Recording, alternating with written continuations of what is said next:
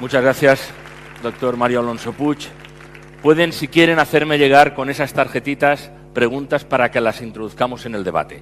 Vamos a comenzar el debate ahora, porque saben que uno de los fundamentos tan interesantes de esta reunión de personas que son capaces de contarnos su experiencia, su sabiduría, es cruzar opiniones entre ellos. Por tanto, habrá preguntas y comentarios entre ellos, pero también introduciremos el de las personas que seguro que con toda brillantez nos hace llegar sus opiniones, sus dudas, sus críticas o lo que crean conveniente. Y yo me voy a permitir llamar también, para que nos acompañen, a las personas que han estado con nosotros en la primera parte. Así que, Ferran Adrià, por favor, Elena Dell, José Carlos Capel y el doctor José Miguel Mulet. Adelante. No hay orden previsto. No hay protocolo ninguno. Elena, adelante. Muy bien. Y cuando quieran nos irán pasando las preguntas para que comience el debate. En todo caso, a mí me gustaría como introducción recuperar esa idea que teníamos al principio. Hemos hablado en realidad del cuerpo y de que el cuerpo es bien lo que comemos, lo que dejamos de comer, etcétera. Y después hemos hablado de la mente. Me gustaría un comentario sobre ese cruce, porque realmente hay ahí una interacción enormemente interesante y me gustaría que, si quien quiera, pueda hacer un comentario de lo que le ha sugerido bien ese cruce, bien alguna de las ponencias, algunas de las cosas que se han dicho aquí a lo largo de esta mañana. ¿Se anima aquí nuestro colega? Adelante.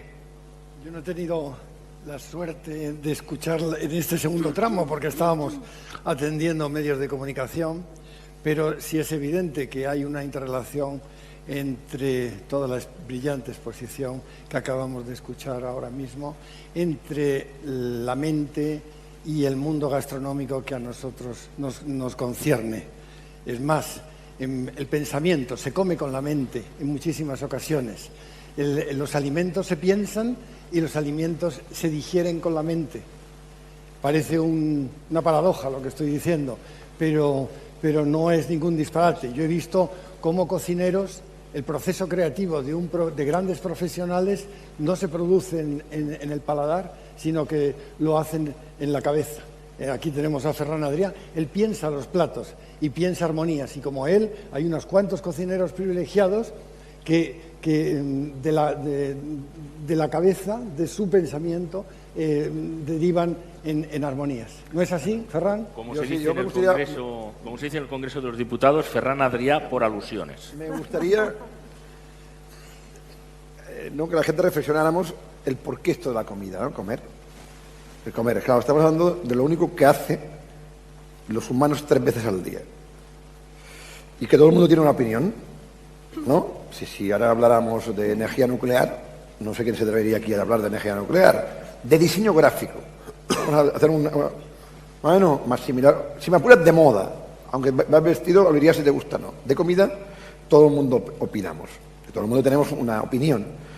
Y después de ver todas estas conferencias, estas charlas, te das cuenta de la manipulación y la poco objetivo que somos. Mano, está todo basado en que nos manipulan con cosas no objetivas. ¿Por qué? Pues como entendemos, nos pueden manipular. Si no entendiéramos, no te manipularía. A mí no me pueden manipular de energía nuclear. Como mucho me puedes decir, oiga, tal, ¿puedo estar de acuerdo o no? Sí, puedo estar, pero ya está. Entonces, te das cuenta de la cantidad de manipulación que hay. Y esto el cerebro, claro, hace una función vital para que te manipulen, ¿no? Hablábamos antes, la gente confundimos, estamos totalmente... De eso, lo que nos gusta es lo sano. Venga, al toro, ¿sabes? No, lo que nos gusta, como me gusta a mí, es sano. A ver. No, esto no funciona así, ¿eh? Tal. Y es muy interesante, ¿no?, el cómo toda esta, las contradicciones que hemos ido, no de José Carlos, la que ha hecho sobre José Miguel, es que estamos llenos de contradicciones, ¿no? Contradicciones una detrás de otra, Seguramente se podría aplicar en otras facetas de la economía, de la sociedad, del poco rigor que tenemos a nivel de información y porque es muy difícil sintetizar. Yo creo que la exposición que ha hecho sobre la historia del vino, en 5 minutos yo me he enterado, es maravilloso. Fíjate que llegas Y esta es la dificultad que tenemos hoy en la sociedad. ¿Cómo yo en 5 minutos me puedo recordar con lo que ella me ha mostrado, ¿no? Más o menos tengo una cierta ya idea, hostia, de cómo empezó todo esto, ¿sabes? La filoxera, el tal, ya está. ¿Y cómo lo hacemos para que esto se me quede en el cerebro y después ya no me manipulen? Dicen, no, si el vino, hace 2000 años el vino era increíble. No. Doctor Mulet, ¿quiere intervenir? Elena, adelante. Hombre, el problema que tenemos en la alimentación es que es uno de los temas en donde lo que es el conocimiento científico, la evidencia, va más separado de lo que es la opinión popular. Es decir, se circulan una cantidad de mitos y de aberraciones sobre cosas que son buenas y que no lo son.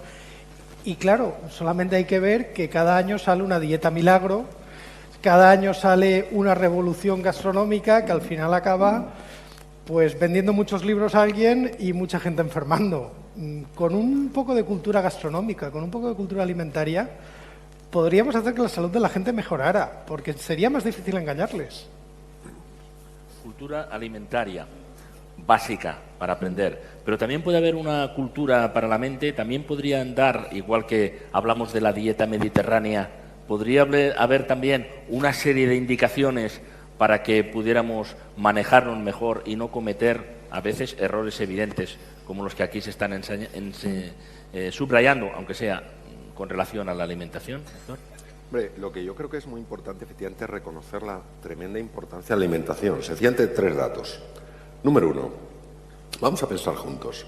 Cuando una persona está nerviosa y está realmente ansiosa, no digo esos brotes escasos de ansiedad, sino ansiosa de verdad, angustiada, ¿alguno tiene ganas de comer? Tú debes ser muy comilona, ¿verdad? Igual que yo. Pero lo primero, se te cortas el estómago, se te quitan las ganas de comer. Número 2, ¿por qué será que en el cerebro humano, en la llamada ínsula de Ryle, en las profundidades del lóbulo temporal, uno de los más importantes mapas de los sentimientos, hay una representación riquísima del aparato digestivo? Es posiblemente una de las razones por la cual los ingleses dicen I feel in the guts, lo siento en las tripas. Es decir, la existencia de un segundo cerebro en el tubo digestivo ya es algo con tanta evidencia que ponernos a discutir puede ser esgrima mental, porque no tiene más que eso. Tercero, la hormona más importante, el neurotransmisor más importante para los estados de calma se llama la serotonina. ¿Por qué será que el tubo digestivo produce el 90% de la serotonina del cuerpo? ¿No os habéis dado cuenta que muchas personas, no cuando están envueltas en esa angustia profunda, sino en esa ansiedad, necesitan comer algo? ¿Por qué será que los cirujanos digestivos, lo primero que queremos es que al enfermo le alimenten por el tubo digestivo, por su vía natural, aunque le pongas nutrición parenteral con los mismos principios y con la misma calidad? Porque cuando se utiliza el tubo digestivo se estimula el sistema inmunitario que nos defiende frente a bacterias, virus y tumores. Yo no concibo el cerebro con toda la genialidad que tiene mirando el estómago diciendo, qué asco, lo que haces tú. Oh, aplastar la comida, segregar jugos. Yo, sin embargo, estoy creando obras de arte. Tú dile eso al estómago y el estómago te dice, me voy a inflamar un poquito, a ver qué tan bien piensas. O cuando miras con desprecio al colon, oh, ahí van los residuos. Pregúntale a una persona que lleva 2 semanas con estreñimiento qué tan bien piensa. Solo piensa en lavativas. Es lo único en lo que puede pensar. Por tanto, el tubo digestivo tiene una importancia excepcional en la vida. Y por eso yo celebro enormemente haber podido escuchar a casi todos los ponentes, que también estaba ahí, que tengamos aquí personas de tal relevancia en el tema digestivo, porque no podemos comer de cualquier forma, para nada. Adelante.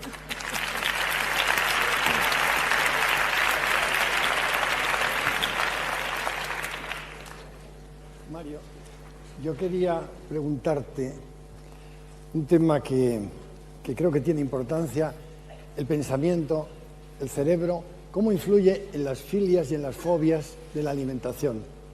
Hay un hecho cultural, hay un hecho gastronómico en todo ello. Yo estaba con un amigo en Cuzco, Perú, y nos sirvieron un asado realmente exquisito. No era otra cosa que el conejo de Indias, el famoso conejo de Indias de los españoles. Pero aquel conejo de Indias, alguien dijo en aquel momento que era una rata. Efectivamente, pertenece a la familia. La deglución del alimento fue inmediata por parte de la persona que me acompañaba.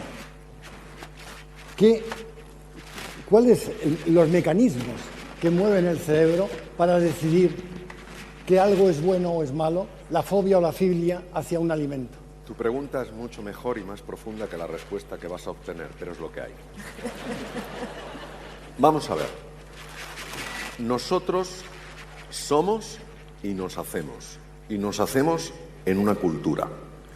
Y una cultura siempre incluye una cultura alimentaria, porque eso es fundamental. Y vamos absorbiendo creencias que no las mantenemos a nivel cognitivo, sino que se integran en la musculatura. Y estas creencias las absorbemos fundamentalmente a nivel del lenguaje. Si bien esta es una cuestión muy compleja, si el razonamiento existiría sin lenguaje, la idea es que el razonamiento precisa lenguaje y el lenguaje altera el razonamiento. Es decir, si a ti te van diciendo de chiquitín, esto es una porquería, una rata es un asco, solo está en la alcantarilla, aprendes a pensar y acuérdate, aprendes a ver en base a lo que has pensado. Es muy interesante porque personas que han estado, por ejemplo, en una situación de náufragos durante bastante tiempo y han cogido peces, han empezado a comerse partes del pez que ninguno de nosotros nos comeríamos. Su cerebro ha estado guiando de manera natural para buscar los recursos, los oligoelementos, las vitaminas, en lugares que nosotros despreciaríamos. Es decir, al final podemos distinguir los dos aspectos, pero no podemos separarlos. La cultura, la enseñanza, está tan integrada en nosotros que ya afecta a nuestra forma de ver y todos sabemos hasta qué punto, cómo ves tú los alimentos, afecta a las ganas que puedas tener de tomarlos o al rechazo que experimentes ante ellos. Doctor Mulet. Bueno, yo creo que eso se puede resumir en que a buen hambre no hay pan duro. Es decir, es una forma directa de por acortarlo un poco. Tenemos que pensar también que los alimentos son una manifestación cultural y muchas veces esas manifestaciones culturales vienen de aspectos económicos. Por ejemplo, las tribus del Amazonas comen insectos. ¿Por qué? Porque le pegan una patada a un tocón de madera podrido, salen larvas de 50.000 insectos y son muy nutritivas. Aquí, ¿por qué les tenemos asco? Porque los insectos los asociamos con comida en mal estado, con comida podrida.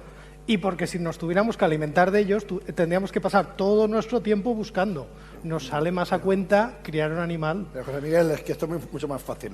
No hay comida rara, hay gente rara. Bueno, es decir, uno coge una araña del Amazonas y no se la come ni en película, ¿sabes? Uy, y coge una centolla, uy, sí, ¿eh? Para Navidad, a todos aquí comiendo centollas, ¿sabes? No los que podáis. Bueno, a esto sí, la centolla sí, además es una maravilla la centolla, ¿sabes? No, pues es una araña, puñetero. O un caracol. ¿Lo has visto?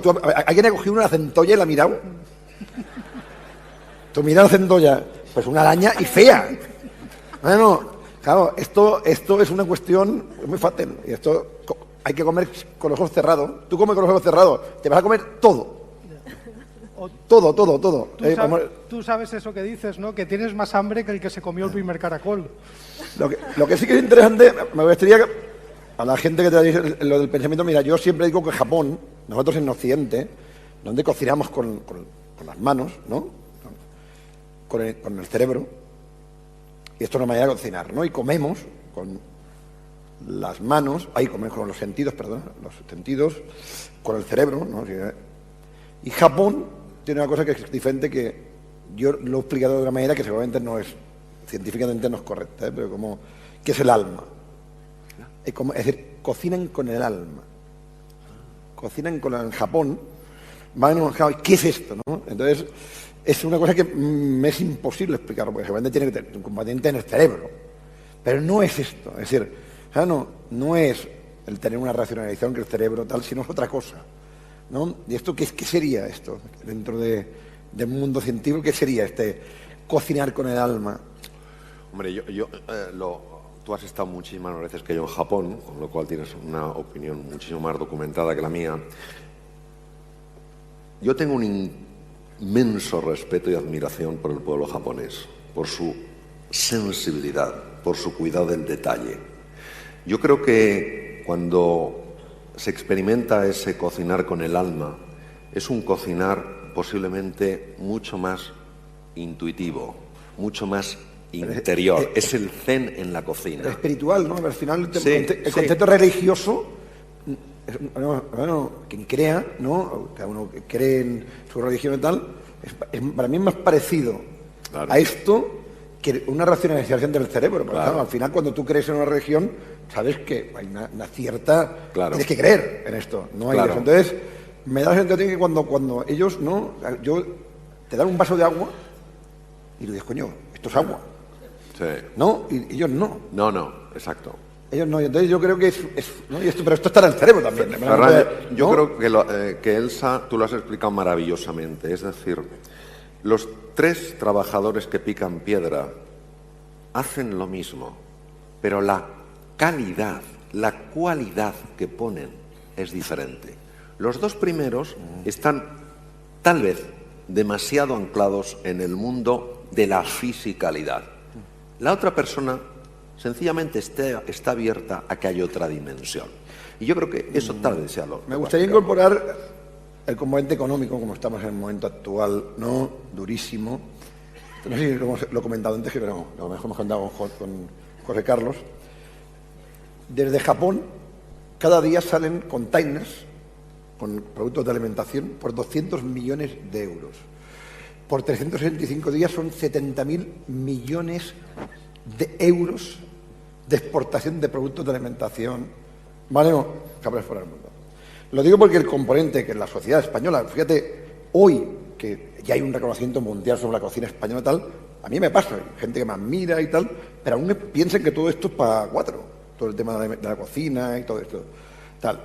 Para que veáis un poco la dimensión, 70 millones de euros, no sé si es la deuda que tenemos, ¿no? Ahora, anual, el déficit. ¿Vale? No, el déficit anual, fíjate lo que estamos hablando. Con José Carlos hablábamos que una idea que igual no pueden hacer. Si estábamos en el Ibérico, en Londres, ¿no? Estábamos el otro día, yo estuve en Londres, en un sitio que se llama Ibérico, jolín, y yo me emocioné, porque por primera vez, fuera de Estados Unidos con José Andrés y otros cocineros, comí tapas contemporáneas sin ser de vanguardia, y dije, ostras, esto es lo que me gustaría que hubieran 50.000 sitios como este en el mundo, 50.000 sitios de tapas, que vendieran cada día 15.000 botellas de vino, más o menos, 15.000 por 365 días, hacer esto, que vendieran 5.000 botellas de aceite de oliva, ¿no? Español, tal. Lo digo porque sería interesante, ¿no? Entonces esto el cerebro hay que pensar. El problema que tenemos es que no hemos pensado esto. Pues esto lo digo, la comida más o menos las ha hecho. No ha pensado porque no hay una estrategia de país ni empresarial en esto. No existe, ¿eh? Si yo llevo, no sé, con José Carlos llevamos cuánto tiempo esto luchando. ¿Por qué no se hace una estrategia con las empresas, las multinacionales, la gente del vino, la gente tal? Porque los cocineros estamos ahí para ayudar, los restaurantes, los críticos estamos ahí para ayudar. Entonces, es muy importante que en este caso, a ver si logramos que pensemos, ¿no?, un poco en que esto sería de gran ayuda para la economía del país, no solamente para la parte lúdica.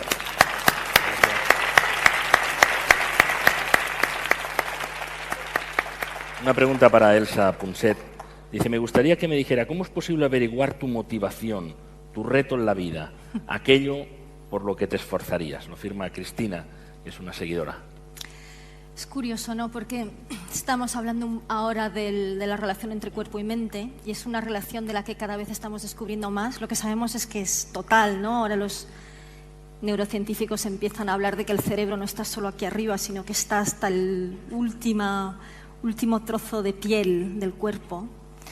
Y para cerrar de lo que veníamos hablando ahora, me estaba acordando de, no sé si has intentado alguna vez comer en la oscuridad, Adrià, pero en la oscuridad te cambia el sabor de las cosas completamente, es decir, saboreamos incluso algo como el sabor, lo sentimos a través del cerebro.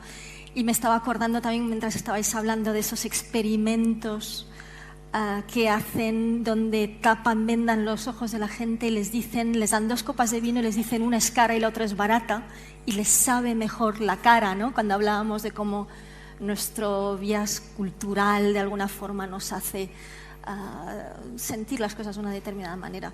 El cuerpo está ahí en todo, y yo le diría a Cristina, a mí me me desazona siempre cuando las personas me dicen: oye, Elsa, yo no sé cuál es mi sueño, no sé cuál tendría que ser mi meta, ¿no? Lo han olvidado, lo dejaron atrás hace mucho tiempo y lo olvidaron. Yo creo que hay una forma sencilla de saberlo, y es que lo sientes físicamente, ¿no? Lo decía Mario antes, cuando decía todos los impactos negativos que tienen las emociones negativas en el cuerpo. Cuando tú estás donde tienes que estar, aunque la vida sea difícil, aunque trabajes duro, notas que estás bien. Al final yo creo que hay una base de intuición, de decir: oye, este es mi lugar, ¿no? Aquí estoy haciendo algo, esto le da un sentido a lo que yo hago.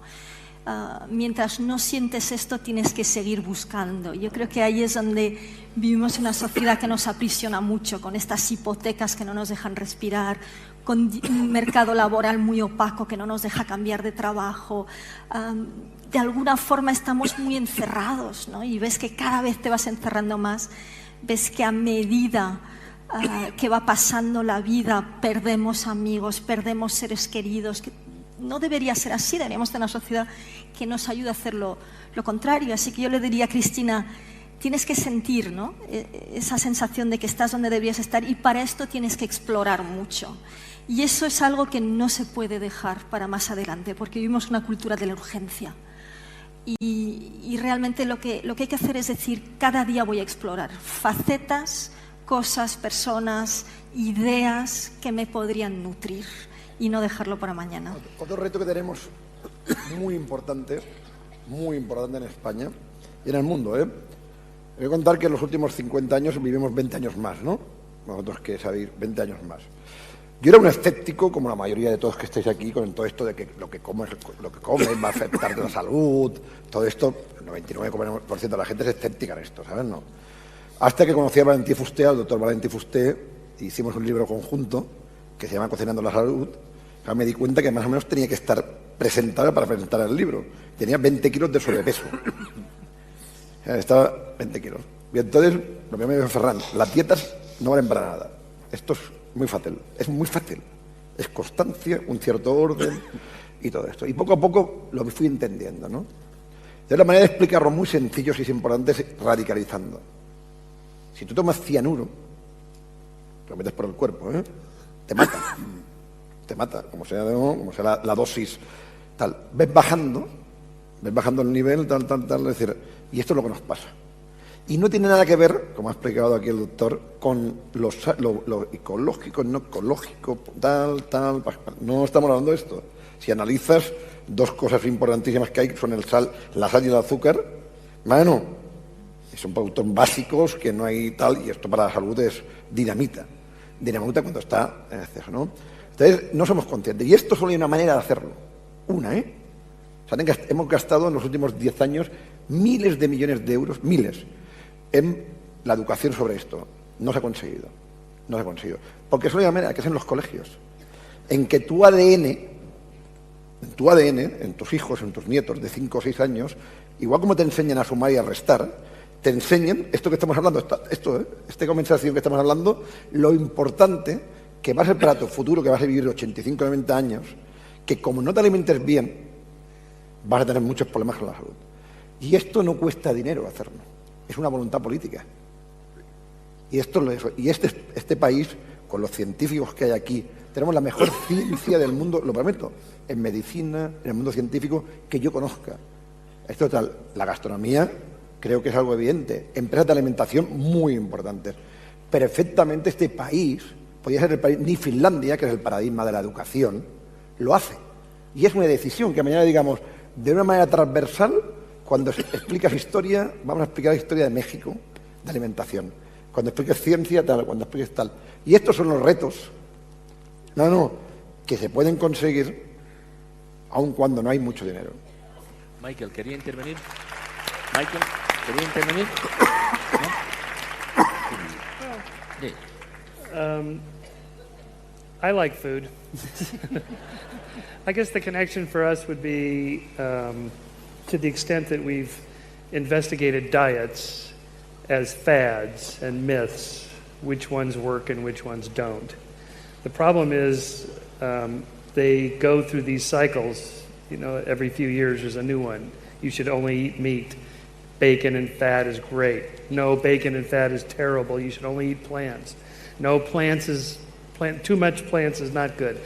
And it just goes on like that. I've decided that diets work when you go on them because it's the going on them that's doing it, not the food itself. For the most part, it's being vigilant and paying attention to what you're eating. It's the paying attention part that's important, I think. That's what we've decided. Doctor Mulet, ¿quiere algún comentario? Elena, sobre lo que estamos hablando aquí. Sí, yo quería hacer un comentario al hilo de todo lo que estábamos hablando, sobre todo en la primera parte, y es que he llegado a una conclusión un tanto dolorosa para mí. No voy a conseguir nunca adelgazar. ¿Por qué? ¿Por qué? Muy fácil. ¿Cuál es mi máxima en la vida? Ha sido desde niña, desde que yo recuerdo tener uso de razón. Al final lo que yo pretendo es ser feliz, estar contenta todos y cada uno de los días y de los momentos de mi vida. Claro, unos días lo conseguiré, otros no. Unas horas lo conseguiré y otras no. Pero uno intenta solucionarlo como buenamente puede. Y es que un comentario del doctor me lo ha recordado. Porque la vida al final intentamos sumar, pequeños placeres. Y uno de ellos es enfrentarte a un plato que te gusta y comerlo. Enfrentarte a un vino que a ti te gusta, no digo que sea ni mejor ni peor, que sea tu favorito, y beberlo. Y cuando uno está nervioso, cuando está alterado, cuando está atacado, también come. Lo acabo de descubrir. ¿Por qué? Por la famosa serotonina que te tranquiliza. Entonces, si por una parte tienes esa aspiración, y es que tu único objetivo, no el único, pero sí el principal y el que debería ser principal, es ser feliz, estar risueño, estar contento, hay miles de cosas que te bombardean cada día que tienen el efecto contrario, te desazonan, te ponen tensa, te ponen nerviosa, te llevan a estados de ansiedad que para nada tú deseas, y cómo los aplacas. Por eso me ha hecho gracia cuando he escuchado a alguien, yo cuando estoy nerviosa como, es que a mí me pasa igual. Entonces digo, bueno, vamos a relativizar, vamos a intentar ver el aspecto positivo, pero es que muchas veces que no puedes, y entonces ¿qué haces? Comes, bebes, estás sumando un poquito de placer y lo que te tranquiliza por esta hormona que se genera. Así es que, mientras estábamos hablando, yo estaba pensando en lo mío, digo, ¿qué problema tengo? Va a ser imposible. Hay varias preguntas para Ferran Adrià sobre cómo adelgazar. Entonces yo no sé si eso lo sumamos a la infelicidad, por decirlo así. Es muy sencillo, ¿no? Es muy sencillo. Es un poco de constancia. Es que tú te levantas por la mañana, 20 minutos, te levantas la tele, te pones las noticias, hacer un poquito lo que hacías de pequeño, ¿sabes o no? Cuando eras de pequeño hacías la tabla, ¿no?, de gimnasia, 20 minutos. Yo me voy andando al trabajo. Bueno, tengo 35 minutos, me voy andando. Así, bueno, y además si tengo trabajo aprovecho y hago ¿no?, todas las llamadas mientras voy andando. Sí, porque llego y tal, al mediodía comer un poquito ligero y por la noche pues hacer la fiesta. Yo sé, no digo que no, claro. Y si hago 3 noches la fiesta un poco en exceso, igual el día siguiente, pues igual, bueno, me mantengo. No, pero de verdad, lo que pasa es que fue en 2 años. Es decir, lo que no puedes perder es, ¿sabes? No, 1 kilo cada día. Que yo perdía, cuentan 2 años, 20 kilos. Y así de sencillo, lo digo porque tal es una cuestión de constancia, ahora claro. Tal, el alcohol, pues lo que ha dicho ella, claro, puedes beber un poquito de alcohol, pero claro, si te zampas, ¿sabes? No? 10 gin tonics cada día, ¿sabes? No. Claro. Hay bastantes preguntas que nos llegan y además con letra distinta, por lo tanto, de cualquier punto de este más que hemiciclo, porque es un círculo entero en el que estamos aquí rodeándonos, relacionados casi con la señora Margarita, que su jefe tenía muy mal ambiente y tenía que cambiarlo. Es decir, las personas que nos rodean. Simplemente elijo 2, pero representan a bastantes de las que tengo aquí. Dice una, cuando nos invaden sentimientos tan horrorosos tales como la ira, la rabia, el odio, ¿hay alguna manera de entrenar nuestra mente para poder aparcarlos y ser generosos con nosotros mismos. Y una persona que se identifica como un estudiante de 23 años dice: me gustaría saber a qué nivel, a título personal, pueden influir las personas que nos rodean, ya sean negativas, pesimistas o simplemente que te quieren hacer creer que no eres capaz de algo porque ellas no pueden. ¿Se aconsejaría eliminarlas de nuestra vida en caso de que sea posible? No está sugiriendo ningún delito, pero sí precisa una novia, por ejemplo, y un padre. Muchas gracias. El entorno, la gravedad del entorno. ¿Cómo mejoramos este entorno que nos hace sentir mal y, en última instancia, si estamos inquietos, hasta comer, tal como se ha dicho aquí? Sobre la... ¿Tú querías decir algo, Elsa? Luego. Sobre la primera pregunta seré muy escueto. Cuando estamos completamente invadidos por una emoción aflictiva, solo conozco los siguientes sistemas para liberarse de ella. Primero, ejercicio físico. Ejercicio físico. Tienes que aumentar la frecuencia respiratoria y la frecuencia cardíaca para liberar una hormona que se llama oxitocina. La oxitocina inhibe los núcleos amigdalinos responsables de las emociones aflictivas. Ejercicio físico. Pero no es un paseo, no es de tiendas, no es una librería, es moverte rápido. La segunda es el humor. El humor libera beta-endorfina, que también desconecta la amígdala en los lóbulos temporales. El tercero es la conversación. La simple conversación libera oxitocina. Tenemos que buscar un mecanismo físico. Y el cuarto es mindfulness, es decir, ejercicios para tomar distancia sobre el pensamiento a base de llevar la atención al presente, el cuerpo, etc. Por favor. Si has terminado, He terminado. Añado algo más que dice Antonio Damasio de las emociones, porque es una pregunta muy interesante y nos vemos todos además rodeados de dudas con esta pregunta, ¿no? Antonio Damasio dice que una emoción intensa de signo negativo solo puedes reemplazarla por una emoción intensa del signo opuesto. Y eso es curioso, ¿no? Hay que entender lo que son las emociones. Las emociones son estados fisiológicos. Entonces, y hay algunos estados fisiológicos que no son compatibles, tenemos esa suerte. Es decir, por una parte las emociones son fluidas y mezcladas, ¿no? Yo siempre recuerdo esa conversación que tuve con mi hija pequeña de 4 años, la veía con cara de pena sobre el sofá, me acerco y le digo: Tizi, ¿qué te pasa? Y me dice: mamá, tengo emociones mezcladas, ¿no? Y me dio la risa ese día y cierto, es que los humanos, al contrario de los demás animales, ¿no?, tenemos tendencia a muchas emociones mezcladas, excepto si son intensas. Así que si tú estás intensamente triste, si tú realmente generas, como decía Mario, actividades como la risa o el ejercicio físico que cambian, que de alguna forma sacan tu atención de esta generación de componente, la componente química, ¿no?, de la emoción, y te dedicas a hacer otra cosa, te fuerzas, y a veces nos cuesta mucho porque nos dejamos atrapar por las emociones negativas, pues es forzarte durante un rato a dejarlo. Te vas a hacer un favor enorme en cuerpo y mente. Esto tiene que ver mucho con la personalidad, ¿no? Porque yo veo el cerebro, la marca, y sobre todo es que es muy difícil. Al final uno tiene que crearse una cierta barrera, más o menos, y una cierta orden mental, ¿no? Yo siempre digo, tengo 4 o 5 lemas que son muy fáciles. Si tienes muchos problemas, no tienes problemas. Claro, ¿verdad? Esto me pasa con mis padres, como están allí tranquilitos, cuando hay cualquier cosa se le cae la sal y es un problema gordísimo, ¿sabes? No. Otro, lo que no puedes cambiar, no te preocupes. Que nos preocupamos continuamente de cosas que sabes que no se pueden cambiar. No vas de eso. Entonces yo creo que el ejercicio mental, sobre todo cuando una persona tiene una cierta notoriedad, no mediática, sino dentro de su trabajo, tiene responsabilidades, la única manera de esto es una cuestión mental, porque es que si no, es que no saldrías por la calle, porque todos son problemas.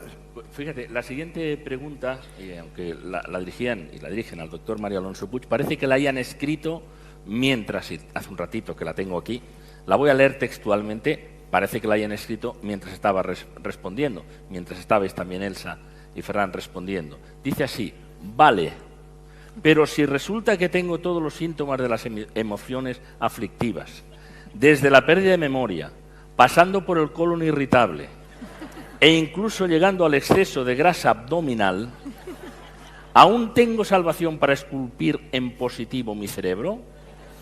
y firma una hipocondríaca en camino de ejemplo de positividad. Vale. Bueno. Dice, vale, si tengo todo esto, ¿qué pasa? A ver. Pues voy a tomar parte de lo que has dicho tú, Ferran, y parte de lo que has dicho tú, Elsa. Primero, lo más importante que tenemos que conocer es el descubrimiento de un fenómeno llamado neuroplasticidad.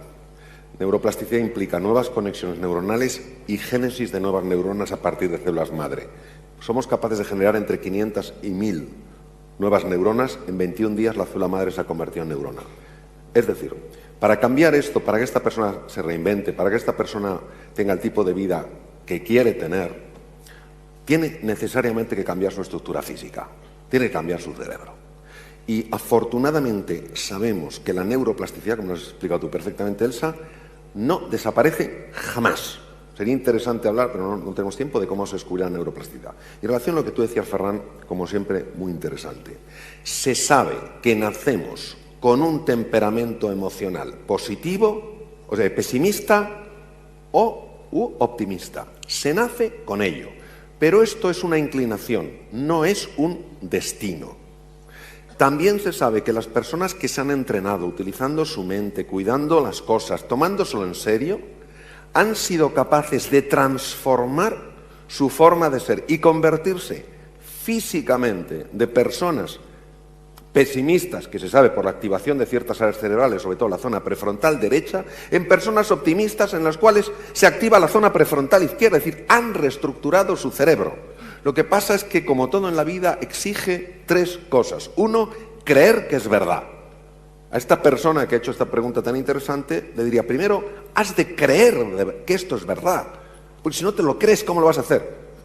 Segundo, tienes que querer de verdad, y querer de verdad es querer también hacer el esfuerzo para hacerlo realidad, porque hay que cambiar no ya un hábito mental, una estructura cerebral. Y tercero, has de sentirte capaz de hacerlo. Por eso, da el paso más pequeño que te atrevas en este momento. Y dando pequeños pasos es como cambiando el rumbo de un barco. Tú cambias un grado y dices, un grado no es nada. Pregúntale a un marino si cambiar un grado todos los días no te lleva a otro país. Entonces, hay un motivo tremendo para que estemos ilusionados. Nosotros podemos crear nuestro futuro, pero claro, tenemos que hacer estas cosas. Muy bien.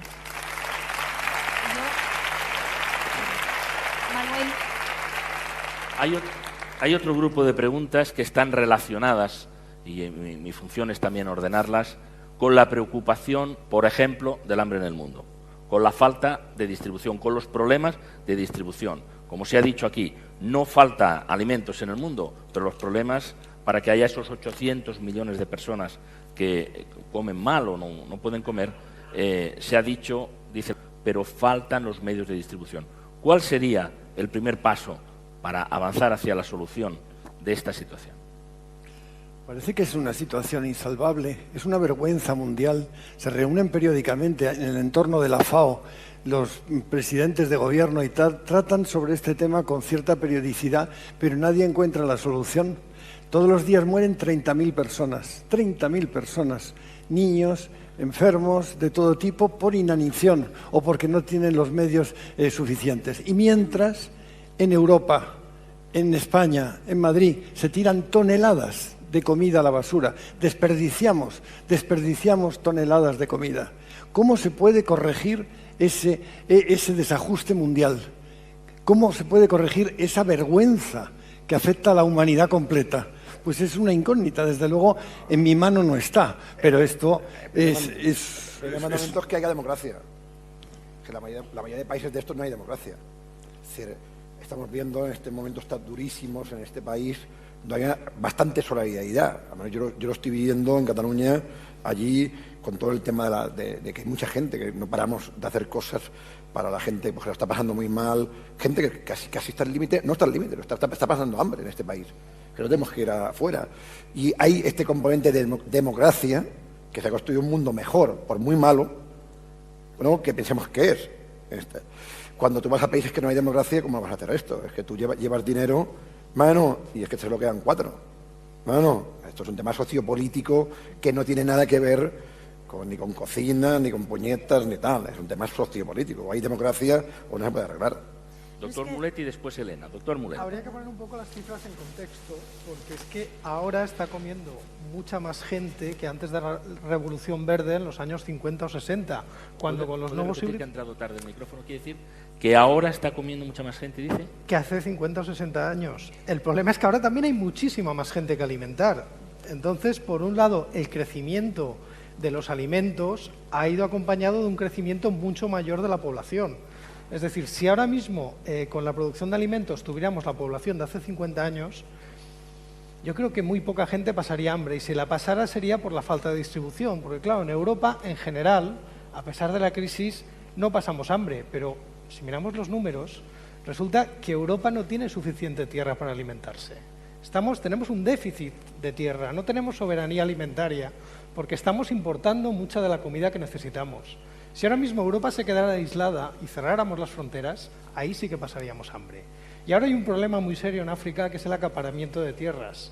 Países como Rusia, China, Arabia Saudí están comprando muchas tierras porque ellos mismos ya se dan cuenta que no tienen bastante comida para ellos, con lo cual están aumentando las injusticias y los desniveles.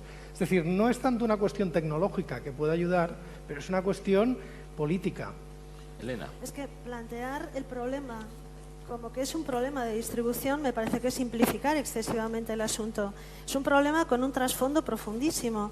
Cuando estamos pensando en situaciones de hambruna real, no que no pueda comer la chuchería que me apetece, estamos pensando normalmente en África. Y lo que necesitan esos países es estabilidad. No que tú cada 2 por 3 les lleves alimento. Lo que necesitan es estabilidad para poder producir ellos los alimentos. O sea, simplificar el problema diciendo que es un tema de distribución, pues me parece que es eso, muy elemental. ¿Alguien más quiere comentar sobre aquí? Otro problema que habría que señalar es que en África se producen muchos alimentos, pero que se destinan a la exportación. También. Ese es otro problema. Bien, a mí me gustaría terminar, quedan muy pocos minutos y vamos a intentar cumplir el horario. Aquí hay muchas personas que quieren cambiar el mundo. Lo sabemos porque conocemos a algunas personalmente, lo sabemos por las preguntas que me han llegado, porque así lo expresan. Lo sabemos por los aplausos con los que se subrayan algunas de las intervenciones que hay aquí cuando se está haciendo una firme defensa de los valores democráticos, de los valores de compartir el conocimiento, de compartir algunas salidas, ¿no? Pero hay algunas personas, entre ellas, y probablemente es la que corresponde a esta pregunta, personas que quieren cambiar el mundo, que lo explicitan así, pero hablan de esa dificultad del entorno no para vivir mal, sino porque el resto les está cerrando la posibilidad de que ellos estén haciendo ese trabajo positivo para cambiar el mundo. Soy una persona, dice, que tiene como meta cambiar el mundo. Sé que suena muy pomposo, pero moriré feliz si he hecho a lo largo de mi vida algo para cambiarlo. Está claro que a través de proyectos para que sea posible. Me considero atrevida y que me esfuerzo sobre todo en las cosas que creo que valen la pena. Pero hay una negatividad general. Me gustaría saber qué diría a esas personas que no creen en mí y tratan de desmotivarme y se empeñan en que baje el listón. También hay, es verdad, un cerco a estas personas. Va dirigida a Elsa, pero pueden intervenir. Bueno, está aludiendo a algo que es importante, ¿no? Y es que las emociones se contagian como un virus. Y que es verdad, y yo lo he explicado durante mi exposición, nacemos llenos de ganas de cambiar el mundo y todo se nos va dificultando poco a poco. Pero yo creo que la gran mayoría de las dificultades, fíjate, ¿cómo se llama esta persona que nos escribe, Manuel? No lo ha firmado. No lo ha firmado. Pues esta persona que lo ha escrito, yo creo que son dificultades más mentales que otra cosa. Y yo lo que sí veo es que cuando las personas pueden envejecer de dos maneras. Yo creo que se pueden hacer sabias o se pueden hacer cínicas. El cinismo es una postura muy cómoda, pero muy destructiva. Es una postura en la que niegas todo. Niegas la posibilidad de cambiar, niegas que las personas tengan un trasfondo sano. Y básicamente es muy seguro, es una postura que se adopta desde el miedo. Si todo lo critico, si yo no hago nada, bueno, nadie puede criticarme a mí, estoy ahí sentado. Y procuraré que en mi entorno nadie haga nada Nadie para no se sentirme mueva. Y yo entiendo acusado. que es muy duro vivir con esto. Y entiendo además que hay, fíjate, esta persona que nos escribe, hay entornos, yo trabajo mucho con profesores, hay entornos en los que si todo está en contra, toda la comunidad escolar está en contra, te quemas intentando cambiar las cosas y no sirve. Es decir, tienes que encontrar un lugar donde tiene que haber una cierta corriente de simpatía para realmente poderte acompañar. Pero hay tantas cosas que cambiar en este mundo que creo que es casi imposible no empezar por algo, ¿no? Y me estoy acordando, para terminar, para no ocupar más tiempo, me estoy acordando de algo que me gusta mucho. Antes hemos hablado de los japoneses y de la filosofía japonesa. Hay esto que ellos llaman kaizen, que son los buenos cambios, que para ellos es empezar por un cambio muy pequeño. Y ellos siempre dicen, ¿no? Si te pasas la vida entera haciendo cambios pequeños, transformas tu vida, ¿no? Y tu vida luego tiene un impacto muy grande sobre la vida de los demás. Así que yo diría tener ese sueño, pero ser capaz de hacerlo muy poco a poco, con cambios pequeños, y buscar, porque lo hay miles de personas en este mundo con ideas y con ganas de cambiar, buscar un entorno que te apoye. Estamos en la última intervención. Ferran Adrià. Yo creo que el mundo ha cambiado mucho ya, ¿eh? Y sobre todo esto es lo que tenemos que entender, que es que nos estamos fustigando. Hay que estudiar la historia de la humanidad para ver que está mucho mejor que antes. Es verdad que con los medios que tenemos podía ser mejor. Esto es la base, no de una reflexión, pero por favor, es decir, eso tenemos que ver la Edad Media, estudiar. Hay que estudiar un poco para tal. No digo porque parece que nos fustiguemos, que hagamos todo mal, sí, hacemos cosas mal. Tal. Y esto es muy difícil desde que se inventó el tema del dinero, conceptualmente, ¿no? Es decir, si analizamos la familia, cualquier problema de familia que tengamos, el 99% siempre es problema por dinero. Los problemas familiares es cuando hay dinero por en medio. Si no hay dinero por en medio, aquí estamos siempre bien. No hay ningún problema y tal. Entonces, es muy difícil, ¿no?, esta ética, esta honestidad, esta no hipocresía, porque cuando digamos cambiar el mundo, ¿para quién? Para un español, que estamos aquí, estamos muy mal, ¿eh? Hay 5 millones de parados. Díselo a un chico, a gente de Kenia, que estamos mal. Le dirá a la gente de Kenia que estamos mal. Me va a decir, oiga, para mí cambiar el mundo es poder comer. Y tal. Y entonces es muy difícil. El tema es cómo se logra que esta brutalidad de capitalista que estamos inmersos, que es verdad, y sin caer en el populismo, por ejemplo, cómo funciona el mundo. ¿Cómo podemos hacerlo mejor, un poquito mejor, pero mejorar, pero no cambiarlo? Lo que tenemos que hacer es mejorar el mundo. Mario, ¿quieres intervenir sobre esto? Yo diría lo siguiente. Creo que nosotros no podemos cambiar a nadie, por más que lo intentemos, y nos empeñamos en ello constantemente. Solo nos podemos cambiar a nosotros mismos. Es mi experiencia personal. Cuando he estado en entornos complejos, en entornos, entre comillas, agresivos, que cuando yo he empezado a cambiar, cuando he empezado a dejar de quejarme, a construir, aunque fuera poquito a poco en la línea que tú decías, Elsa, curiosamente todo alrededor ha empezado a cambiar. Ainin decía, no vemos el mundo que es, vemos el mundo que somos. Y yo creo que Gandhi nos dejó un mensaje precioso. Sé tú el cambio que quieres ver en el mundo. Interesante.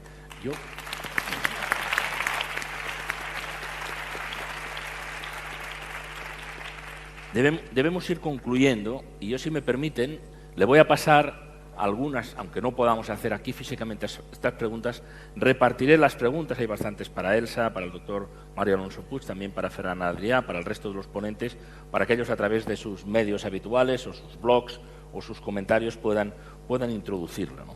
Pero quizá una pregunta final, por si alguien quiere responderla, dice, sugerencias, por favor, de los ponentes en relación a una España 2.0 más positiva, más emprendedora y con más visión de futuro. Yo creo que, independientemente de que es verdad que todo es relativo, Ferran, pero es por esta negatividad que nos invade y que nos impide construir, aunque sea a partir de pequeños cambios, a partir de nuestro pequeño entorno, pero hay cosas que probablemente se pueden hacer. Y hay otras relacionadas también, y esto está, digamos, rodeando a esta pregunta, de que los sistemas habituales, por el sistema político que existe, etcétera, no encontramos la salida. ¿Hay alguna sugerencia? ¿Qué podríamos hacer? Preguntan a los ponentes, para encontrar una España más positiva, emprendedora y con visión del futuro. Adelante, Mario. Aparcar los intereses particulares y buscar un ideal común. Sí, de claro. Yo creo que este país tiene lo más difícil que hace falta para hacer esto, que es talento. Talento hay. Lo que está fallando es el modelo y el compromiso de la gente que tiene medios, cuando digo medios de todos los niveles, con la sociedad. No hay un compromiso.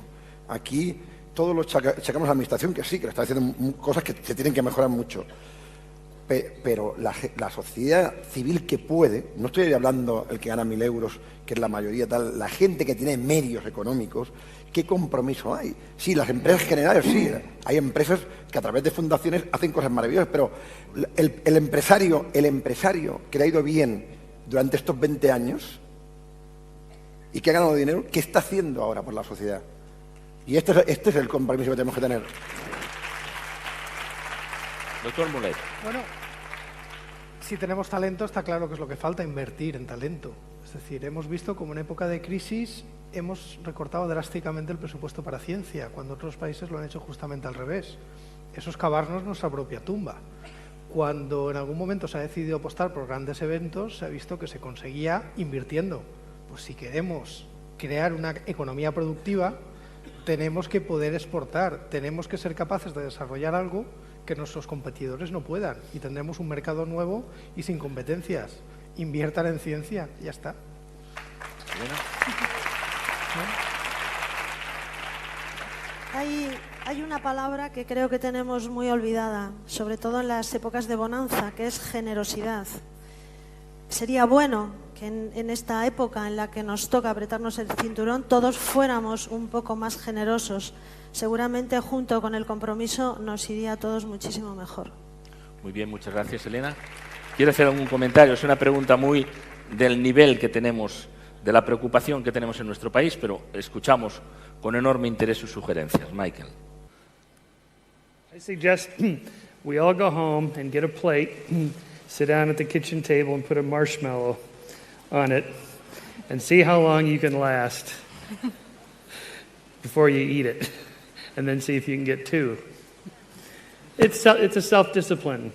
It's all self-discipline, and it starts with each of us individually, just having to make a little bit of difference in the world, just one tiny little step. All of us cumulatively can change the world that way. One marshmallow at a time. Él y tú. José Carlos Capel y después Elsa. Adelante. Creo que no nos queda más remedio que salir de la espiral de pesimismo en la que nos hemos enzarzado de una manera un poco absurda. Yo soy un defensor del trabajo. Creo que hay que tener ideas y defenderlas, seguir y luchar por ellas y rodearse de aquellas personas con las que tienes una complicidad. Y cuando se persiguen los objetivos, se consiguen siempre. Nos falta voluntad, perseverancia y muchas ganas de trabajar y sacar adelante toda suerte de proyectos, porque España está lleno de mucho talento y de gente muy valiosa. Gracias.